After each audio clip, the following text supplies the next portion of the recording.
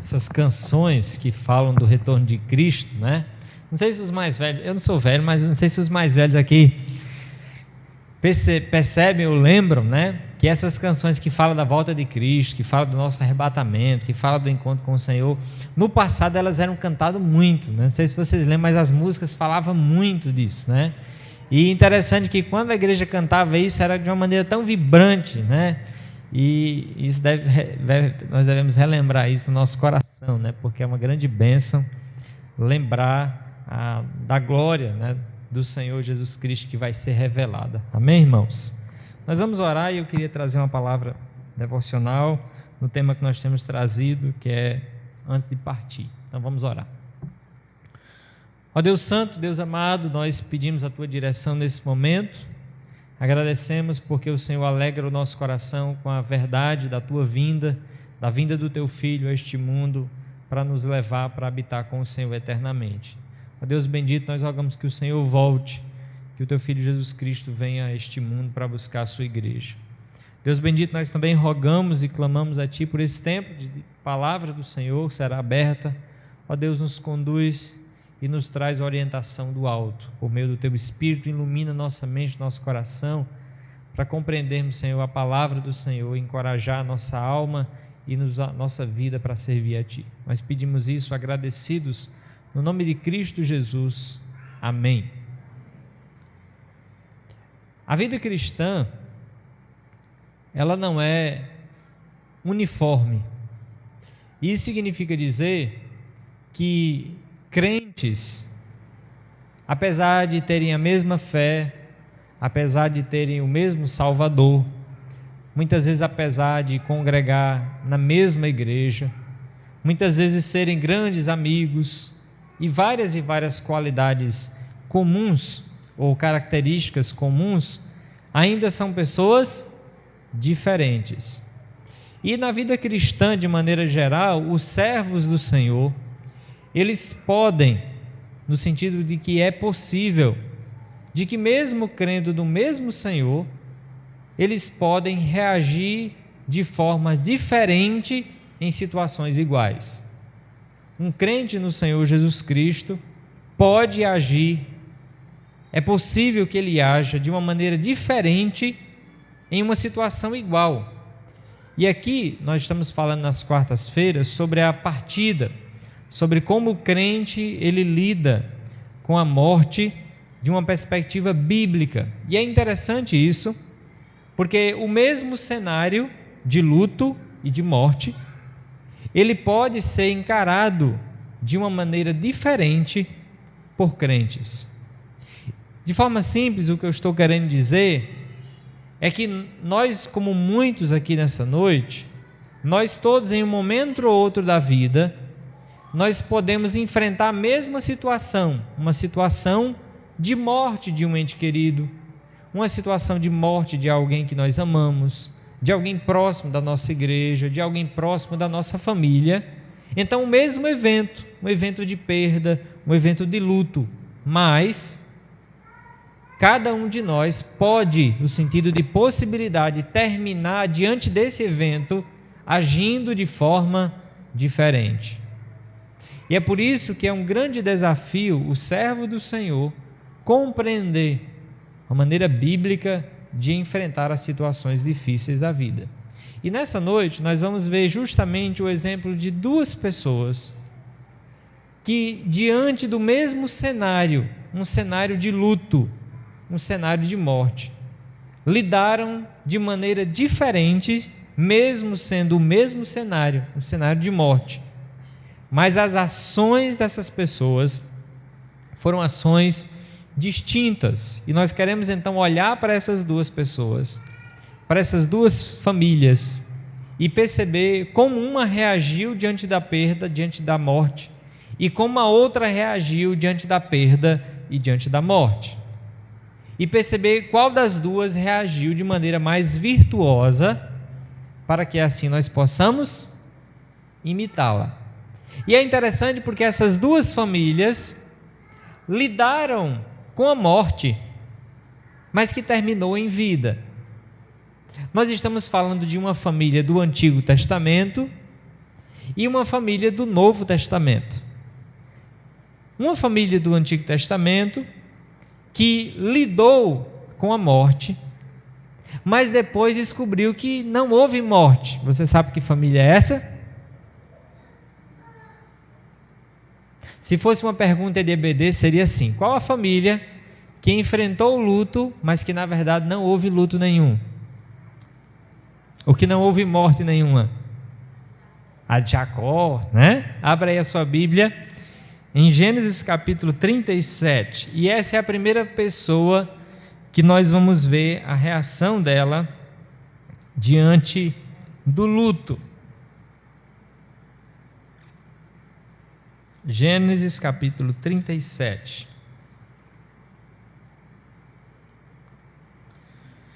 Aqui nós temos a família de Jacó. Gênesis capítulo 37 vai narrar então a história dessa família que Deus chamou, que Deus então está cumprindo os seus planos, e você já conhece a história do capítulo 37. Jacó tem um filho da sua velhice, ele o ama, é José, é um filho querido, ele prefere José do que os outros, isso é evidente, ele presenteia José, então José é o filho querido, e isso gera ciúme, isso gera raiva, ao ponto dos irmãos desejarem o mal, e em uma determinada oportunidade querer matá-lo, e por fim venderam então José para o Egito, e com o intuito então de que o seu pai tivesse uma solução para o paradeiro de José, eles disseram, pegaram então a túnica de José, colocaram ali sangue de um animal e enviaram para o seu pai dizendo: é a túnica do seu filho. Quando Jacó então pega aquela túnica cheia de sangue, ele diz então no versículo 33, diz assim, Gênesis 37, versículo 33 diz assim: ele a reconheceu, ou seja, reconheceu a túnica, e disse: é a túnica de meu filho, um animal selvagem o terá comido. Certamente José foi despedaçado. Então Jacó rasgou as suas vestes e se cingiu de pano de saco e lamentou o filho por muitos dias. Levantaram-se todos os seus filhos e todas as suas filhas para o consolarem. Ele, porém, recusou ser consolado e disse: chorando descerei a meu filho até a sepultura. E de fato o chorou seu pai.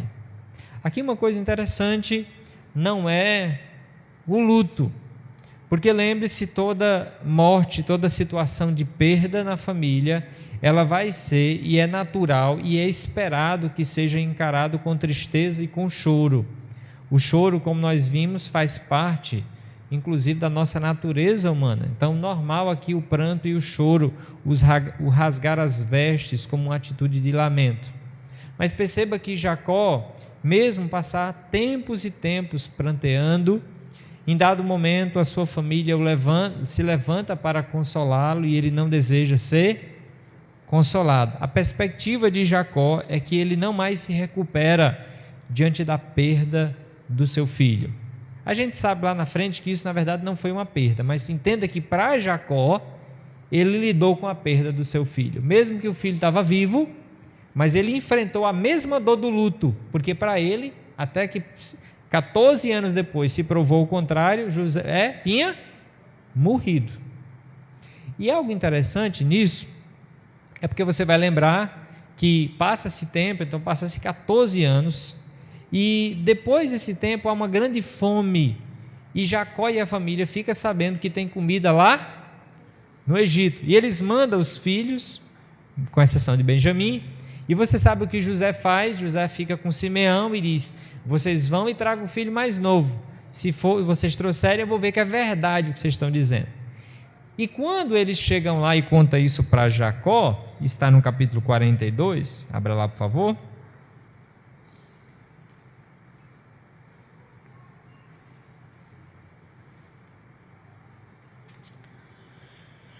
Capítulo 42, eles voltam do Egito, eles contam ao pai, né?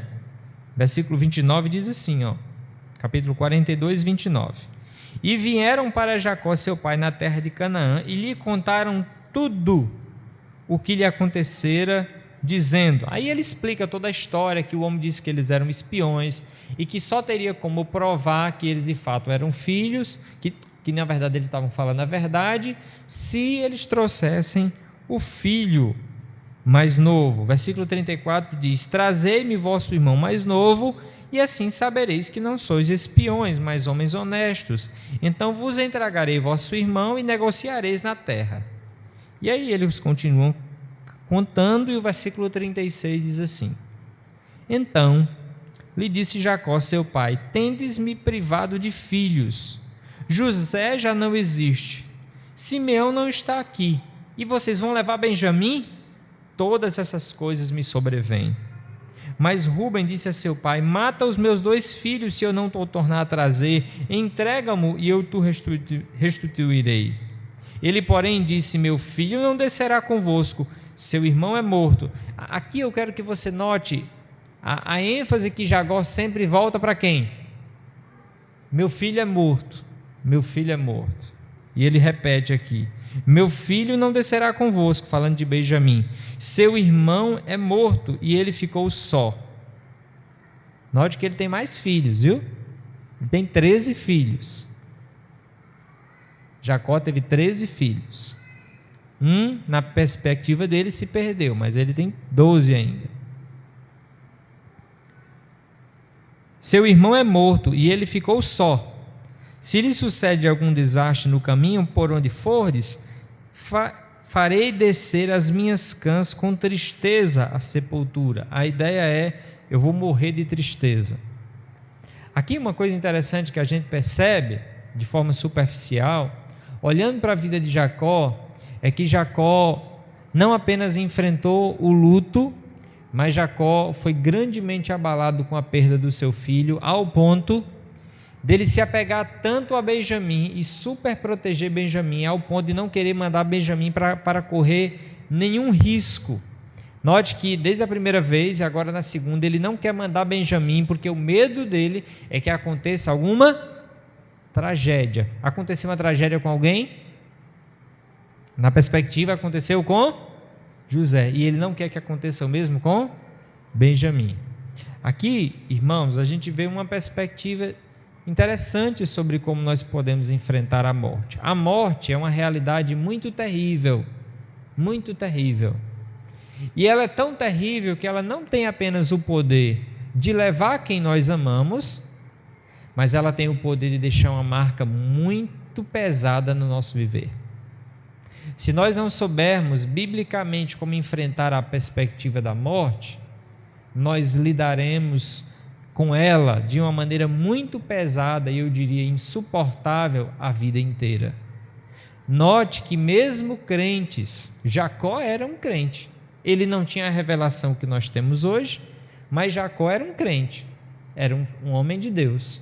Mesmo um homem de Deus, se não tiver sabedoria e orientação de Deus, pode enfrentar a morte de uma perspectiva não esperançosa. Consegue perceber isso? E é interessante porque você pergunta assim: será que Jacó não sabia, pastor, da soberania de Deus? Porque note o que Jacó está dizendo, né? Ele se vê numa situação apertada, e agora ele diz que não vai mandar o filho, mas se você ler o capítulo 43, ele vai dizer: então leve,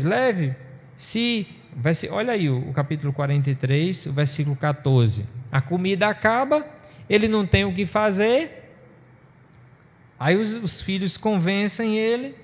Versículo 14 do capítulo 43 diz: Deus Todo-Poderoso vos dê misericórdia perante o homem, para que vos restitua o vosso outro irmão e deixe vir Benjamim. Quanto a mim, se eu perder os filhos, sem filhos ficarei. A perspectiva do capítulo 43 é Jacó dizendo: se eu não mandar, morro de fome. E se eu mandar, eu corro risco de ficar sem filhos. Parece, por um instante, que Jacó não crê na perspectiva da soberania de Deus, que Deus está no controle, que Deus era poderoso para cuidar de Benjamim, que o fato de José ter partido não significa que o outro filho dele vai partir, porque Deus está no controle, que cada um tem o seu dia, a sua hora marcada. Evidentemente que Jacó também não tinha a quantidade de revelação que nós temos hoje, mas note, com a revelação que nós temos hoje, olhe para Jacó, a falta que uma crença e uma vivência da soberania de Deus faz falta. Jacó está aqui sofrendo e morrendo, porque qual é o medo dele agora? Ele já perdeu José, e qual é o medo dele agora? Perder Benjamim. E ele não vive naquele momento a perspectiva da soberania de Deus, que Deus está no controle. E porque ele não vive isso, como é que ele está vivendo? Atribulado, perturbado. Eu acho que os dias que aquela viagem durou, Jacó deve ter ficado muito agoniado. Eita. Irmãos, aqui é uma coisa interessante para a gente notar. Quando você deixa de crer na soberania de Deus, Deus não deixa de ser soberano. Jacó não crê, ou pelo menos não vive a crença. Deus deixou de ser soberano? Deixou? Benjamim vai morrer?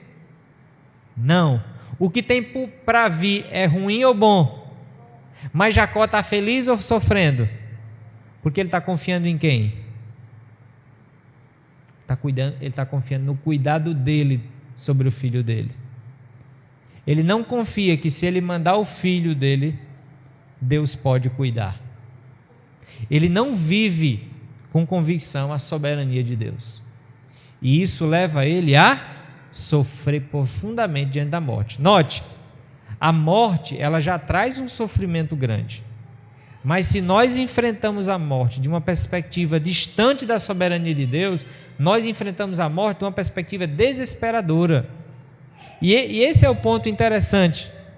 É porque quando nós não confiamos na soberania de Deus, ou não vivemos essa crença, Deus não deixa de ser soberano, Ele continua trabalhando. O grande problema é que quando nós não confiamos na soberania de Deus, nós sofremos algo que nós não precisaríamos sofrer. Olhe para o texto de Jacó. Jacó precisaria estar preocupado? Não. Jacó poderia estar confiante que Deus está no controle de todas as coisas? Sim. Se você lembra um pouquinho da história de Jacó, Jacó tem motivos na sua história passada para crer na soberania de Deus? Lembra da história de Jacó? Ele tem muitos motivos, ele tem várias evidências de que Deus estava guiando a vida dele. Ele é o patriarca da promessa, mas por um instante, a morte foi vista de uma perspectiva tão terrível, sem esperança, de que Jacó tenta proteger o seu filho ao máximo e por um instante, ele crê na fatalidade, ele crê no acaso, ele não vive a crença na soberania de Deus. Deus está cuidando de tudo, vai fazer o melhor na vida dele, mas ele está vivendo uma perspectiva de sofrimento, preocupação terrível, porque não confia ou não vive a crença na soberania de Deus. E isso aqui para nós é um grande ensino. Todos nós, eu diria, mais cedo ou mais tarde, nós vamos enfrentar a morte. Vamos lidar com a morte de pessoas queridas, próximas de nós. Nós vamos sofrer, vamos ficar enlutados, sim, mas encare a morte de uma perspectiva da soberania de Deus. Deus está no controle, Ele é soberano. E encare a morte de uma perspectiva esperançosa no Deus que cuida de nós. Deus tem grandes coisas para fazer e muitas vezes Ele usa até a morte. Ou não? O que seria de você e de mim sem a morte de Cristo?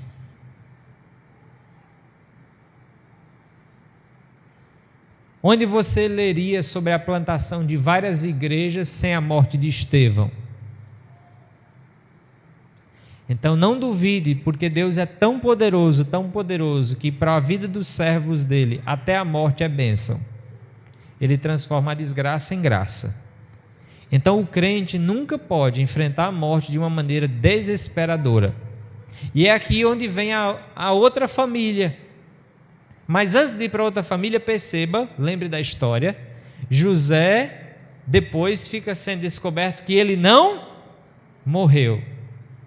No final das contas, Jacó sofreu aparentemente por todos esses anos, mas tinha alguém trabalhando durante todos esses anos. Quem era? Deus. Trabalhando para quê? Trabalhando para sustentar Jacó e a sua família numa terra boa e cheia de abundância. Lembre-se, onde foi que a nação de Israel se multiplicou?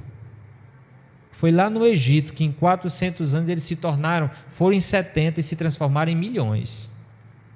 Perdão, 600 mil. Entende? 14 anos talvez de grande sofrimento para Jacó. E 14 anos Deus estava fazendo o quê? Trabalhando. Então, irmãos, um crente nunca pode enfrentar a morte, ou pelo menos não deve. Poder no sentido de possibilidade, ele pode. Jacó talvez viveu assim, mas nós não devemos viver assim. Por quê?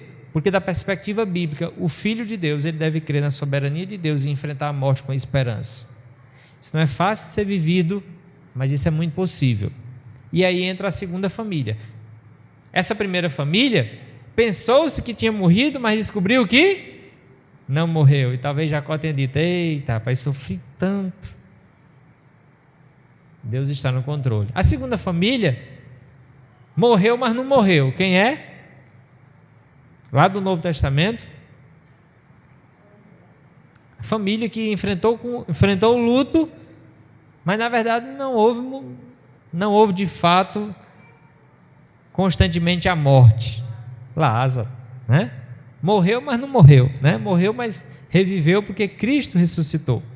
E se você abrir rapidamente lá em João, capítulo 11, nós vamos ver o mesmo cenário. Nós vamos ver o mesmo cenário, talvez até um pouquinho pior, porque nesse contexto aqui tem o agravante que Marta e Maria sabiam que Jesus poderia curar se ele tivesse chegado, mas ele não veio. E quando então essas irmãs recebem Jesus, elas estão enlutadas, elas estão tristes, mas eu quero que você note alguma diferença entre elas e Jacó. Versículo 20, lá, João 11, versículo 20, diz assim: Marta, quando soube que vinha Jesus, saiu ao seu encontro. Maria, porém, ficou sentada em casa. Disse, pois, Marta a Jesus: Senhor, se estiveras aqui, não teria morrido meu irmão. Mas também sei que mesmo agora, tudo quanto pedires a Deus, Deus te concederá. Declarou-lhe Jesus: teu irmão há de ressurgir. Eu sei, replicou Marta, que ele há de ressurgir na ressurreição no último dia. Disse-lhe Jesus: eu sou a ressurreição e a vida. Quem crê em mim, ainda que morra, viverá. E todo o que vive e crê em mim não morrerá eternamente. Crê isto? E ela responde: sim, Senhor. Eu tenho crido que tu és o Cristo, o Filho de Deus que deveria vir ao mundo. Tendo dito isto, retirou-se e chamou a Maria, sua irmã, e lhe disse em particular: o mestre chegou e te chama. Ela, ouvindo isto, levantou-se depressa e foi ter com ele, pois Jesus ainda não tinha entrado na aldeia, mas permanecia onde Marta se avistara com ele. Os judeus que estavam com Maria em casa e a consolavam, vendo-a levantar-se depressa e sair, seguiram-na, supondo que ela ia ao túmulo para chorar. Quando Maria chegou ao lugar onde estava Jesus, ao vê-lo, lançou-se aos pés, dizendo: Senhor, se estiveras aqui, meu irmão não teria morrido. Jesus, vendo-a chorar, e bem assim os judeus que a acompanhavam, agitou-se no espírito e comoveu-se. E aí ele pergunta: onde o sepultaste? E aí eles vão, e você sabe o que acontece com a história. O ponto aqui que eu quero notar é das duas frases de Marta e de Maria, ou na verdade a mesma frase das duas. Se o Senhor estivesse aqui, o meu irmão não teria morrido. Em outras palavras, o que essas mulheres estão dizendo: se o Senhor tivesse chegado um pouquinho mais cedo, meu irmão não teria morrido. Elas creem profundamente que Jesus era poderoso para curar, mas que ele não tinha chegado a tempo. Jesus não dá esperança, pelo menos não uma esperança direta. O que Jesus diz para Marta é: o seu irmão vai ressurgir. Agora, o interessante, e é isso que eu quero notar e destacar de forma principal, é que quando Jesus diz: teu irmão há de ressurgir, no versículo 23, Marta fala, e olha o que ela diz: eu sei. Versículo 24: eu sei que ele há de ressurgir na ressurreição no último dia. E aqui eu quero que você note que a perspectiva daqui para lá, para Jacó, é diferente. Aqui tem um aspecto na fala de Marta que não tem na fala de Jacó. Qual é o aspecto? Esperança. Em outras palavras, Marta diz o seguinte: Senhor, está doendo. Está doendo.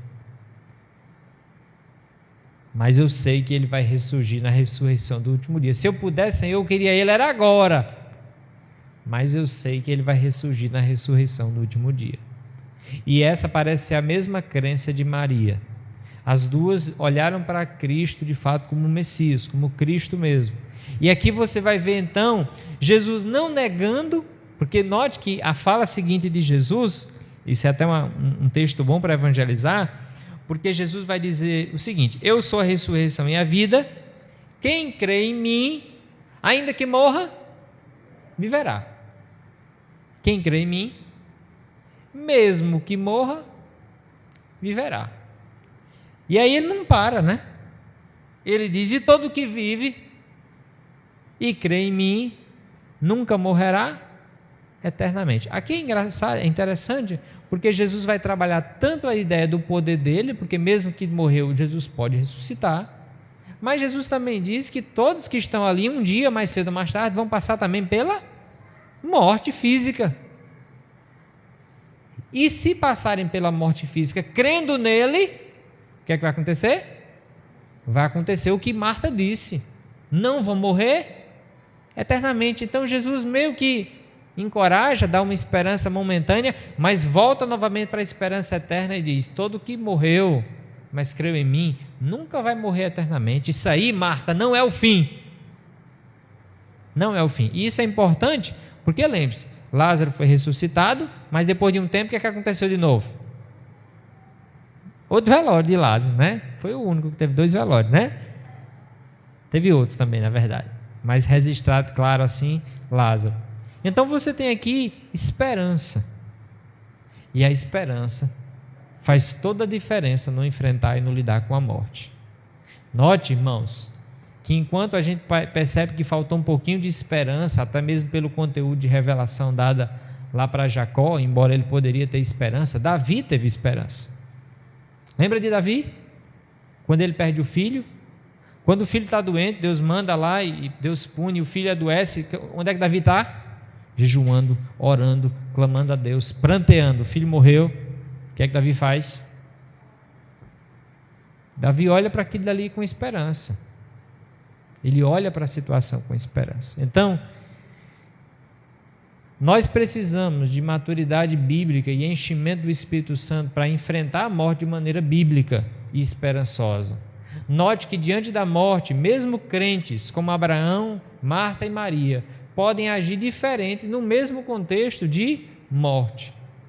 Que Deus, em sua graça, meus irmãos, nos ajude, e que nós possamos orar por isso nessa noite, para que Deus nos fortaleça e nos ajude para quando lidarmos com a morte, seja de quem for, próximo de nós possamos enfrentar a morte de uma perspectiva bíblica, esperançosa, firmemente ligadas à soberania de Deus e esperança que Deus nos dá. E isso não vai tirar o nosso pranto, mas vai fazer uma distinção entre o lamento e o desespero.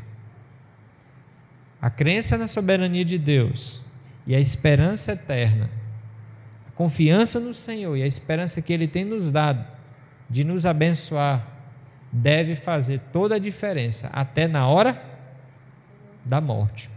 Que Deus nos ajude. Vamos orar? Deus bendito, nós agradecemos pelos exemplos que o Senhor nos dá na Tua palavra para nos guiar na direção do Senhor. Obrigado porque o Senhor nos mostra na Tua palavra maneiras bíblicas e virtuosas de lidar com a partida, de lidar com a morte de pessoas que amamos. Ó Deus, nos ajuda nisso, a lidar biblicamente, que nós possamos ter o nosso coração firmemente enraizado, Senhor, na Tua soberania. Ajuda-nos, Senhor, a avaliar o nosso coração já hoje, se nós não temos muitas vezes um senso de proteção, de medo, que na verdade é uma falta de confiança no Teu cuidado soberano.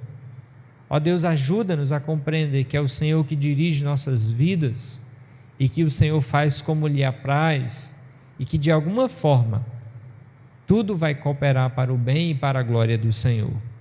Ó Deus bendito, nós pedimos que o Senhor nos dê esperança que somente o Senhor, por meio do Teu Filho Jesus Cristo, pode nos dar para enfrentar dias difíceis. Nós pedimos isso e agradecemos pela graça do Senhor que se revela especialmente em momentos difíceis. No nome de Jesus nós oramos. Amém.